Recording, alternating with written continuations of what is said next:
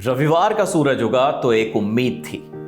2 अप्रैल 2011 वाली वो सुर्ख सुबह हिंदुस्तान के करोड़ों लोगों के लिए एक बार फिर से आई है, जब माही ने देश को दूसरा विश्व कप का खिताब जिताया था। पुराने मोहल्ले वाले बाबा दरवाजे पर बैठकर रेडियो पर सुबह सवेरे वाली सुर्खियों में भारत ऑस्ट्रेलिया मैच का हालचाल ले रहे थे। गली के नुक्कड़ की दुकान पर हजामत कराने के लिए लाइन लगाए बैठे क्रिकेट के दीवाने हिंदी के अखबार का पिछला पन्ना पलटकर विराट और शमी के विश्व कप में अव्वल रहने का हालचाल जान अपना अपना क्रिकेट का ज्ञान भगार रहे थे। कुछ घरों में सुबह से ही न्यूज़ चैनल्स पर माहौल बनना शुरू हो गया था। विश्व कप के ब्रॉडकास्टर ने भी विराट, शमी, रोहित की पुरानी हाइलाइट्स का शो दिखाना शुरू कर दिया था। विश्व कप जीते हमारे पुराने दिग्गज अलग अलग चैनल्स पर जीत की भविष्यवाणी कर रहे थे। वहीं क्रिकेट के करोड़ों प्रेमी सुबह जल्दी से मम्मी का बताया हर सामान घर लाकर मैच शुरू होने से पहले रख देना चाहते थे। ऐसी सुबह रविवार 19 नवंबर को हिंदुस्तान के कितने ही छोटे शहरों, गांव, मोहल्लों में हुई। राष्ट्रगान के साथ अहमदाबाद के नरेंद्र मोदी क्रिकेट स्टेडियम में 1,30,000 दर्शकों वाले मैदान पर भारतीय खिलाड़ी पहले बल्लेबाजी के लिए उतरे। भारत ने पहले खेलते हुए 240 रन बोर्ड पर लगाए। इस लक्ष्य को ऑस्ट्रेलिया ने 6 विकेट बाकी रहते हासिल कर लिया। करोड़ों भारतीयों का दिल टूट गया। ऑस्ट्रेलिया को मैच जिताया ट्रेविस हेड ने। उन्हें उनकी 137 रन की पारी के लिए प्लेयर ऑफ द मैच भी चुना गया। लेकिन क्या भारत उस वक्त मैच हारा जब बुमराह, शमी, सिराज हेड को आउट नहीं कर पाए? इसका जवाब है नहीं। भारत उस वक्त मैच नहीं हारा।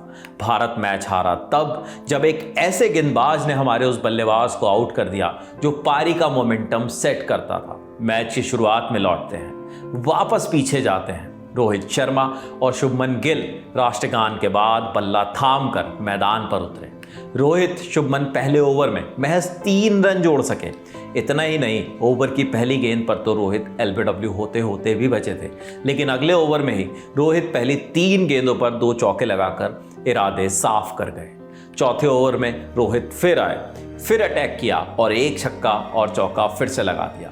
हालांकि इसके बाद शुभमन आउट हुए, लेकिन रोहित पर कोई असर नहीं। वो एक मुग्ध होकर अपनी पारी को जारी रखे रहे।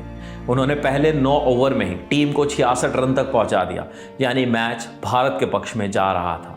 अगले ओवर की 2 गेंदों पर भी उन्होंने छक्का और चौका जड़ दिया। ऑस्ट्रेलियंस भी इस बात को समझ चुके थे कि रोहित को जल्दी आउट करना बेहद ज़रूरी हो गया है। फिर पैट कमिंस मैक्सवेल को लेकर आए। उन्होंने वो दाव चला जिसके चलने की उम्मीद सबसे कम थी। जो रोहित, हेजलवुड, स्टार, कमिंस को मार रहे थे, भला मैक्सवेल उनका क्या ही कर लेते। लेकिन यहीं रोहित से गलती हो गई। मैक्सवेल के ओवर की चौथी गेंद को रोहित ने बाउंड्री के पार भेजने की कोशिश की।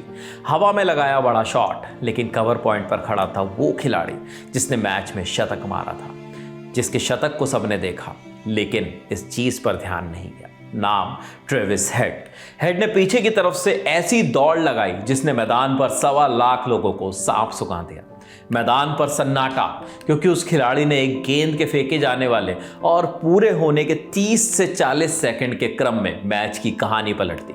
ट्रेविस ने रोहित का ऐसा कैच पकड़ा जिसके बाद पूरी पारी में भारत को मोमेंटम नहीं मिल सका और यहीं से भारत मैच हार गया।